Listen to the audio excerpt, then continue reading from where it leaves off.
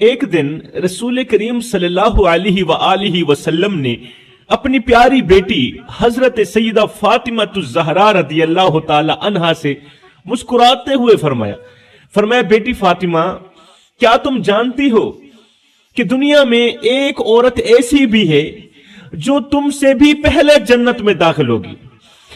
فاطمہ، کیا تم جانتی ہو دنیا میں ایک عورت ایسی رہتی ہے جو تم سے بھی پہلے جنت میں داخل ہوگی؟ یہ سن کر حسن و حسین کی اماں حیران رہ گئی، پریشان ہو گئی، حیران ہو کر بولی، ابا حضور، آخر وہ کون سی خوش قسمت عورت ہے جو مجھ سے بھی پہلے جنت میں جائے گی؟ تو آگے رسول کریم صلی اللہ علیہ وسلم نے جو جواب دیا، جواب سن کر سیدہ فاطمہ الزہرا کا چہرہ خوشی سے نہال ہو گیا، چہرہ خوشی سے جھوم اٹھا۔ ہائے وہ فاطمہ جس کے بارے میں کائنات کے نبی نے فرمایا فاطمہ میرے جگر کا ٹکڑا ہے، جس کی خوشی میں محمد کی خوشی ہے، جس کی تکلیف میں محمد کی تکلیف ہے۔ وہ فاطمہ جو جنت کی عورتوں کی سردار ہے، وہ فاطمہ جو نبی کی سب سے زیادہ پیاری بیٹی ہے، جسے دیکھ کر نبی کا چہرہ کھل اٹھتا ہے، جسے دیکھ کر نبی کا چہرہ مسکرا اٹھتا ہے۔ وہ فاطمہ جو حسنین کریمین کی اماں ہے، جن کے شہزادوں کے بارے میں نبی نے فرمایا حسن اور حسین جنتی نوجوانوں کے سردار ہیں۔ وہ فاطمہ جس کی گود میں قرآن کی روشنی پلتی ہے اور جس کے اخلاق دنیا کے لیے نمونہ ہیں۔ وہ فاطمہ جسے نبی نے فرمایا میری فاطمہ سب سے پہلے جنت کے اندر مجھے ملے گی، سب سے پہلے مجھے ملے گی۔ وہ فاطمہ جس کے پردے کی عظمت کے قصے، جس کے پردے کی عظمت کے قصے آج بھی کائنات کی تمام عورتوں کے لیے سبق ہیں، اور جس کی شرم و حیا قیامت تک ہر عورت کے لیے مثال بن کر رہے گی۔ وہ فاطمہ جس کی دعاؤں سے زمین ہلتی تھی اور جس کی نمازوں میں آسمان جھک جاتا تھا۔ وہ فاطمہ جس کے ہاتھوں پر مہندی نہیں بلکہ دین کے لیے قربانی کے نشانات تھے۔ وہ فاطمہ جس نے اپنی زندگی میں دنیا کی کوئی خواہش نہ کی، کوئی آرزو نہ کی، جب ایک سجدہ کرتی تھی پوری رات ایک ہی سجدے کے اندر گزار دیتی تھی۔ جب صبح کا وقت ہوتا تھا تو رو کر کہتی، اللہ تیری راتیں اتنی چھوٹی ہیں کہ تیری بندی کا ذوق بندگی بھی پورا نہیں ہو سکتا، تیری بندی کا ابھی سجدہ مکمل نہیں ہوتا کہ تیری رات ختم ہو جاتی ہے۔ وہ فاطمہ جو ہر بیٹی، ہر ماں اور ہر عورت کے لیے کردار کی بلند مثال ہے، اتنا بڑا مقام و مرتبہ رکھنے والی سیدہ فاطمہ الزہرا نے رسول کریم صلی اللہ علیہ وآلہ وسلم سے پوچھا، یا رسول اللہ، آخر وہ کون سی عورت ہے؟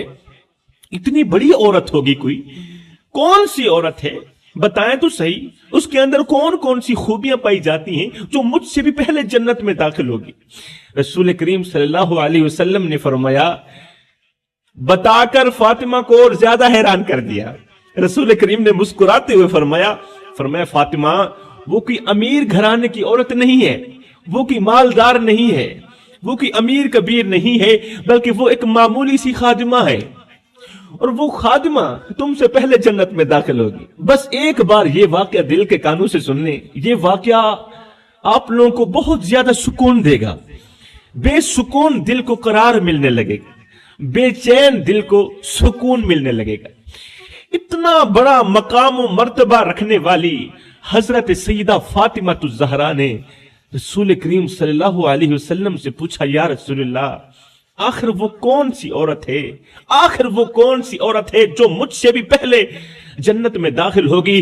فرمایا وہ کوئی مالدار عورت نہیں ہے، وہ کوئی بڑے سٹیٹس کی عورت بھی نہیں ہے، فرمایا وہ ایک معمولی سی خادمہ ہے، معمولی سی نوکرانی ہے۔ یہ سن کر سیدہ فاطمہ الزہرا کے چہرے پر پریشانی کے آثار نمودار ہوئے، شاید اس لیے کہ ایک خادمہ ہو کر مجھ سے پہلے جنت میں داخل ہوگی۔ سیدہ فاطمہ الزہرا کا دل بھر آیا کہ ایک خادمہ فاطمہ سے پہلے جنت میں داخل ہوگی، دل بھر آیا۔ عرض کیا، یا رسول اللہ، کیا وہ محمد کی بیٹی سے زیادہ افضل ہے؟ آئے ہے سیدہ فاطمہ الزہرا نے جب سنا کہ ایک خادمہ مجھ سے پہلے جنت میں داخل ہوگی تو آگے سیدہ فاطمہ الزہرا نے عرض کی یا رسول اللہ ایک بات تو بتائیں، کیا وہ محمد کی بیٹی سے بھی زیادہ افضل ہے؟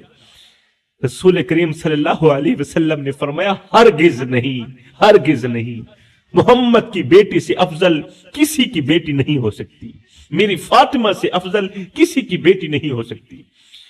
فرمایا اس عورت کے اندر 3 خوبیاں ایسی ہیں جن خوبیوں کی وجہ سے وہ آپ سے بھی پہلے جنت میں داخل ہوگی۔ سیدہ نے عرض کی یا رسول اللہ کیا وہ خوبیاں میرے اندر نہیں ہیں؟ رسول کریم صلی اللہ علیہ وسلم کی آنکھوں سے آنسو نکلے، آنکھیں چھم چھم برسنے لگی۔ فرمایا میری بیٹی کے اندر جتنی خوبیاں ہیں، میری فاطمہ کے اندر جتنی خوبیاں ہیں، کائنات کی کسی بیٹی کے اندر وہ خوبیاں نہیں ہیں اور ہو بھی نہیں سکتی۔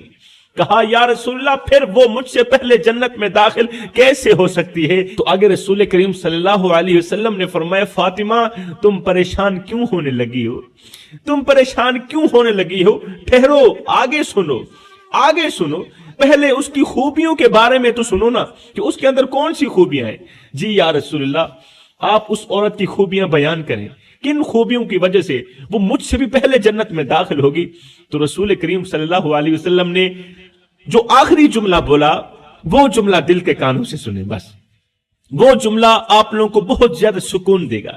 رسول کریم صلی اللہ علیہ وسلم نے فرمایا اس کے اندر 3 خوبیاں ہیں۔ پہلی خوبی یہ ہے، پہلا عمل یہ ہے کہ اس نے اپنی تمام امیدیں اللہ سے وابستہ کر رکھی ہیں۔ اس خادمہ نے اپنی تمام امیدیں اللہ سے وابستہ کر رکھی ہیں، اپنے تمام معاملات اللہ کے سپرد کر رکھے ہیں۔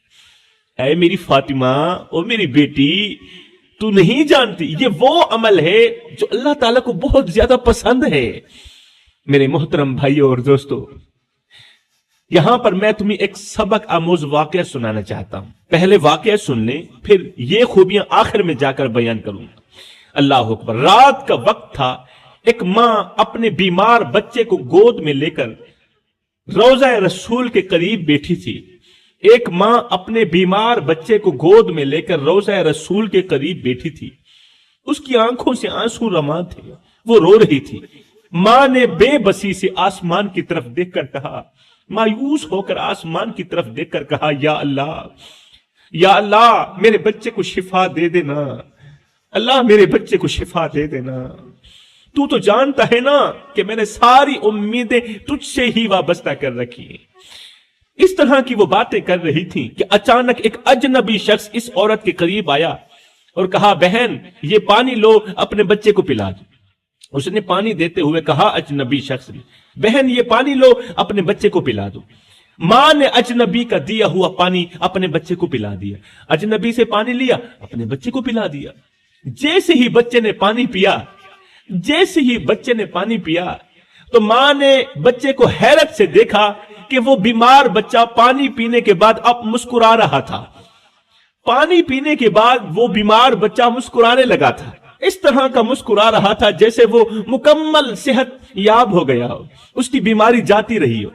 ماں نے اجنبی کو کہا بھائی آخر اس پانی کے اندر کون سی ایسی چیز تھی جس نے میرے بچے کو شفا دے دی، جس نے میرے بچے کو صحت دی؟ اجنبی نے کہا کہ یہ پانی خاص تو نہیں ہے، مگر تمہاری دعا نے ہی تمہارے بچے کو شفا بخشی۔ میرے پانی نے تیرے بچے کو شفا نہیں دی، بلکہ تمہاری دعا نے ہی تمہارے بچے کو شفا بخشی ہے۔ اب ماں نے شکر ادا کرتے ہوئے اجنبی سے پوچھا، اے اجنبی بھائی بتا تو صحیح تو کون ہے؟ اجنبی مسکرا کر بولا کہ میں ہوں تو گنہگار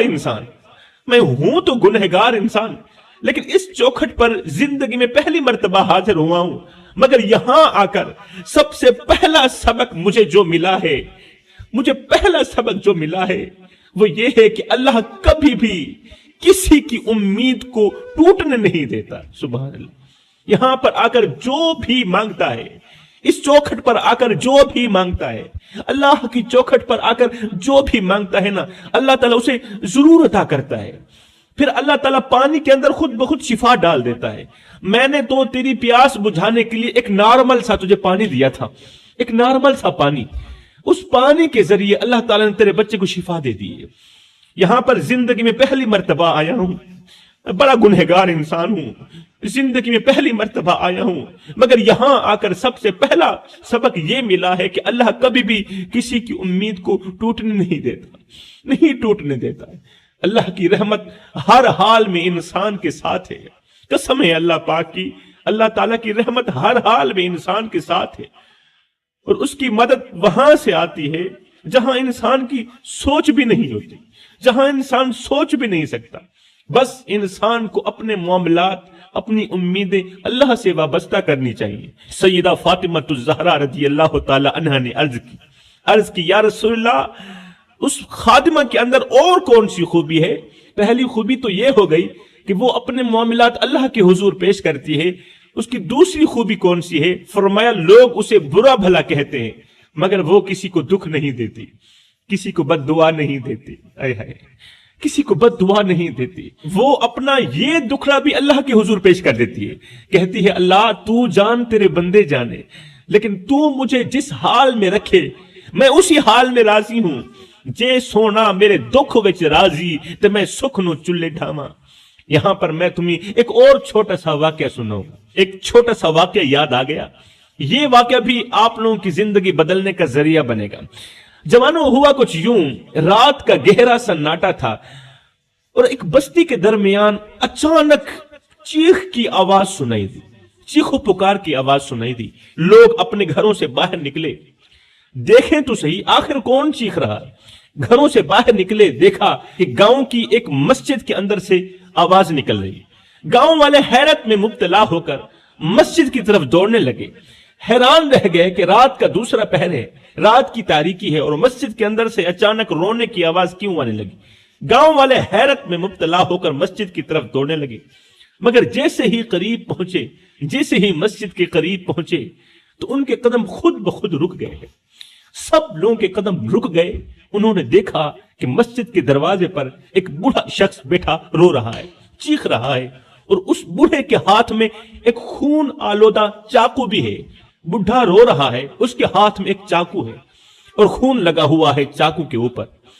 بستی کے لوگ ڈر اور تجسس میں ہی تھے، ڈر میں ہی تھے، خوف میں ہی تھے کہ بوڑھے نے اچانک یہ کہنا شروع کر دیا، لوگوں تم مجھے نہیں جانتے، میں وہی گنہگار ہوں جس نے 20 سال پہلے اپنے ہی گاؤں کے امام کو قتل کیا تھا۔ میں وہی گنہگار ہوں جس نے 20 سال پہلے اپنے ہی گاؤں کے امام کو قتل کیا تھا۔ وہ امام اسی مسجد کے اندر آذانیں دیتا تھا، نماز پڑھاتا تھا، میں نے اسی چاقو کے ساتھ اسے قتل کیا تھا۔ یہ سن کر لوگ حیران رہ گئے، حیران کن بات تھی کہ 20 سال پہلے اس نے قتل کیا تھا، آج آ کر وہ اقرار کر رہا ہے اور اس نے وہ چاقو بھی اٹھایا ہوا ہے۔ یہ سن کر لوگ حیران رہ گئے، کیونکہ وہ امام نہایت ہی نیک اور گاؤں کے سب سے معزز شخص تھے۔ اب بوڑھے نے روتے ہوئے کہا، لوگو مجھے لگا تھا کہ دنیا مجھے معاف کر دے گی، مگر آج تک میرا ضمیر مجھے چین سے نہیں سونے دیتا، میں چین سے نہیں سویا، جب سے اپنے امام کو قتل کیا ہے میں چین سے نہیں سویا۔ اللہ اکبر، میرا ضمیر مجھے چین سے نہیں سونے دیتا۔ میں نے سوچا تھا کہ میں اس واقعے کو بھول جاؤں گا، اس قتل کو بھول جاؤں گا، اس گناہ کو بھول جاؤں گا، مگر عرصہ گزر گیا، میں نے بھلانے کی بہت زیادہ کوشش کی، اس منظر کو بھلانے